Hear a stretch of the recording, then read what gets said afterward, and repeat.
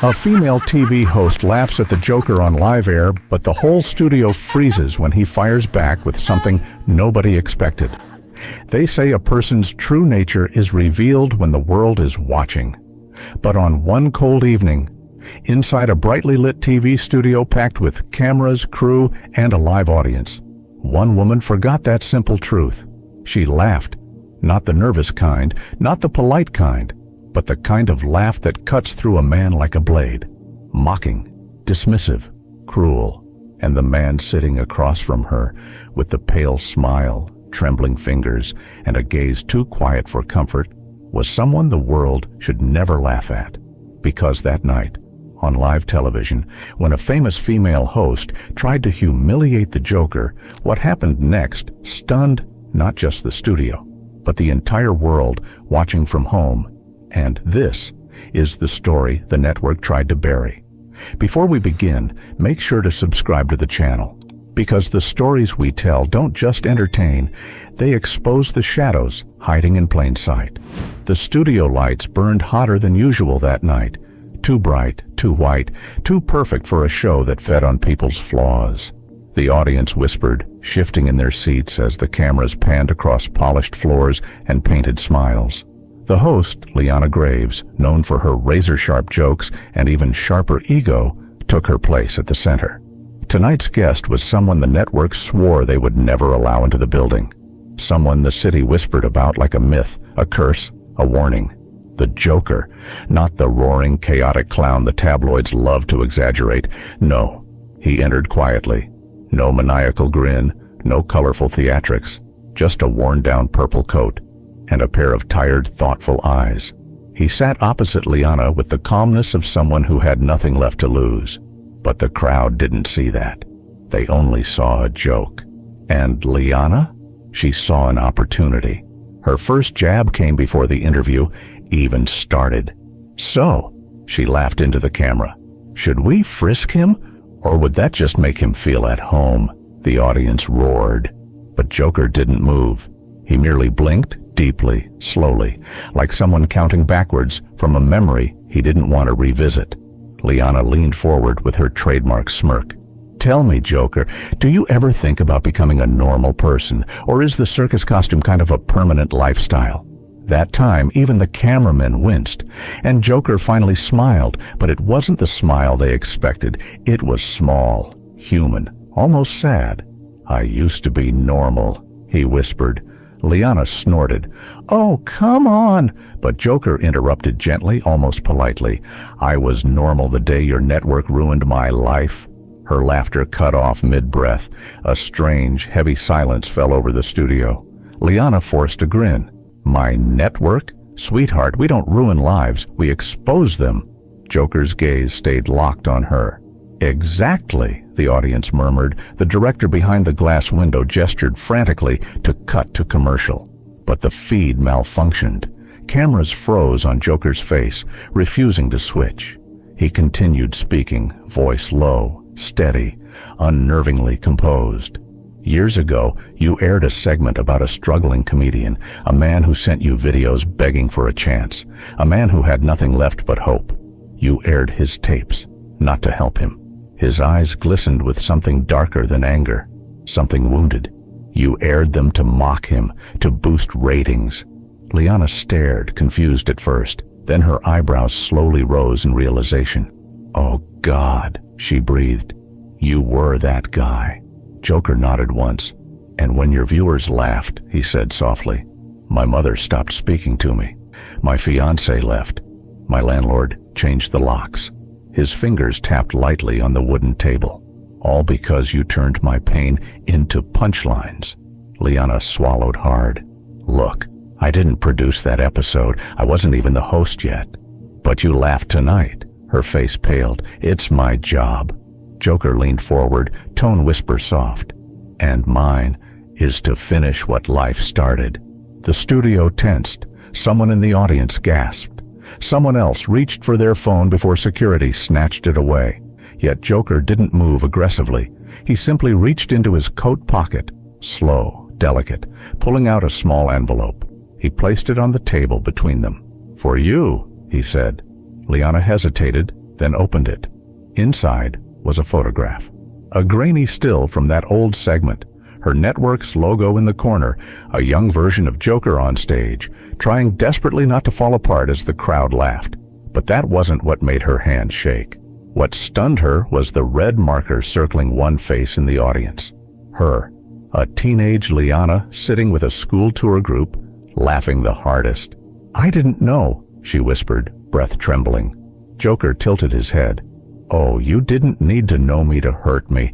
That's the beauty of it." The audience froze like statues. "And now?" Liana whispered. "What do you want?" Joker's answer came in a whisper that slid across every ear in the room. "A chance to return the favor." The lights flickered. The screen behind them glitched. A siren wailed somewhere outside. Liana shot up from her seat. "Security!" But Joker raised a hand calmly. "I'm not here to kill you," he said, almost offended. "Revenge is too small for what I have in mind." He leaned back, folding his hands. "I'm here to make sure you never laugh at anyone's pain again." "How?" she demanded, shaken. And then Joker turned to the camera, smiling the way storms smile before they break. "By showing the world what you're truly afraid of." Suddenly, the massive studio screens lit up, not with the show's logo, but with footage no one had ever seen before. A dark room, a crying child, a woman shouting, a teenage girl retreating into a closet. Liana's breath hitched. No, turn it off. Turn it off!" Joker whispered. "Smile for the world, Liana, because now they're laughing at you." For a moment, the studio felt like a room holding its breath. Every camera, every light, every person frozen between fear and fascination. The Joker stood at the center of it all, not as the villain people whispered about, but as a man holding the truth like a lit match inside a room full of gasoline. Lara's smile was long gone. Her mask had finally cracked. Beneath the fragile makeup and media-trained posture, she looked terrified, yet strangely relieved, as if some secret she had buried was finally crawling back to the surface. "Joker, please," she whispered, her voice trembling. "Don't do this on air." He tilted his head, blinking slowly, almost with pity.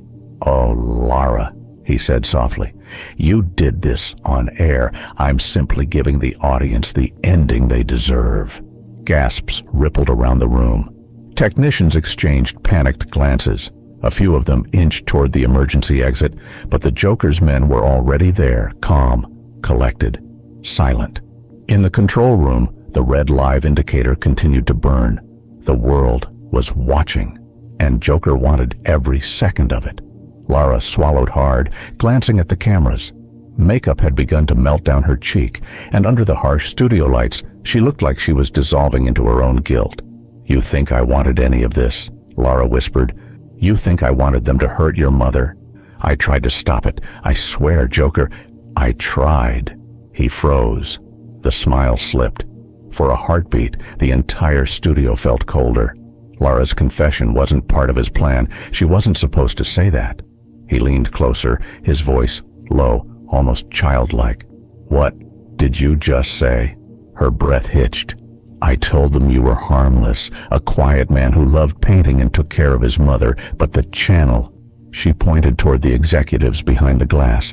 "They said innocence doesn't sell, fear does, so they twisted your arrest. They made you into a monster because they needed a villain. You were ratings." A trembling silence. Then Joker laughed, at first quietly, then louder, louder, until it echoed off every wall. But this wasn't his playful, taunting laughter. It was hollow, broken, a laugh that sounded like someone trying not to cry. "You..." His voice cracked. "You tried to save me." Lara nodded, tears falling freely now. And that's when Joker did something no one expected. He removed the remote detonator from his coat and gently placed it on the table, far from his reach. Gasps filled the studio. Even Lara seemed stunned. Joker looked at her with a softness no one had ever seen in his eyes. "You should have said this before," he whispered. "Maybe we both would have become different kinds of monsters." A sudden thud echoed from behind. Everyone turned. The studio door burst open, and 3 uniformed officers stormed in with guns raised. Their faces were pale. Their hands shook. "Drop to the floor! Now!" Joker's men immediately stepped forward, but he raised a hand. "Easy, boys," he murmured. "No need to turn this into a fireworks show. Not today." The officers looked confused. This wasn't the reaction they expected. Joker stepped away from the stage lights, walking slowly toward them. "Funny thing," he said softly. "I came here for revenge. I wanted them to feel what they made me feel." He nodded toward the sweating executives behind the glass wall.